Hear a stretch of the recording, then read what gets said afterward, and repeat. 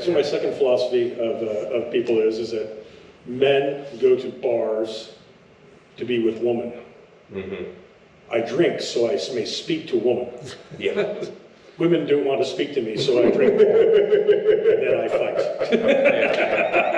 Yeah. That's pretty much every much one of it. it, like, That is the average, right? And then you have the guys that just show up to wreck shop. They just show up just to be assholes. They know they're probably not going to get laid, and they're going to get mad at the other dude who is getting laid, and then that's the guy they're going to fight. Well, since we're on that topic, how do you think the best way is to talk to a girl at a bar or a club? How the best way? Yeah. What's the biggest mistake you see guys make? Oh, hell, I don't know. I've done that so many times.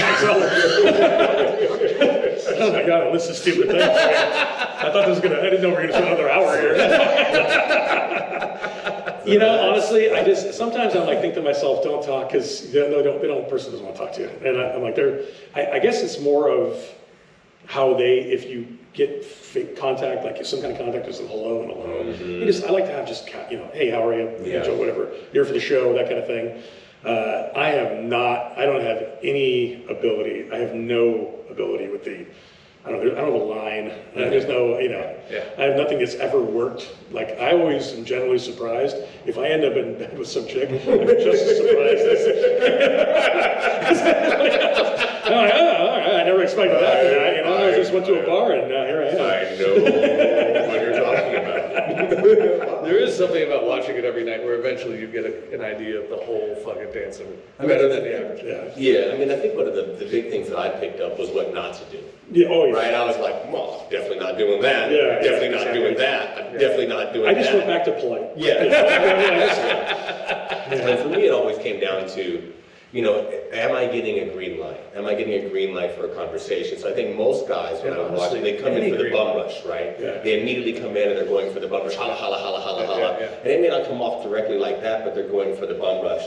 Whereas opposed to, look, get eye contact, that's cool. Okay, that's level one. Get a nod with eye contact, awesome. Hey, how you doing today? She talks back. Well, okay, now we can move into Still a a green light. conversation. Still a green light, right? And just move in a casual, organic way is what I always found to be. I never had any like, hey, what's up, once you get the red light, doing? Once you get the red light, like, nice talking to you, or whatever, like that. Yeah. It's when those are the people that, as bouncers, you have to deal with, that don't deal with the red light well. Yes. This is the person that you have to deal with. That's a person almost every night at the bar that you have to deal with. Is the guy that didn't read the red light. And the classic is emotional intelligence.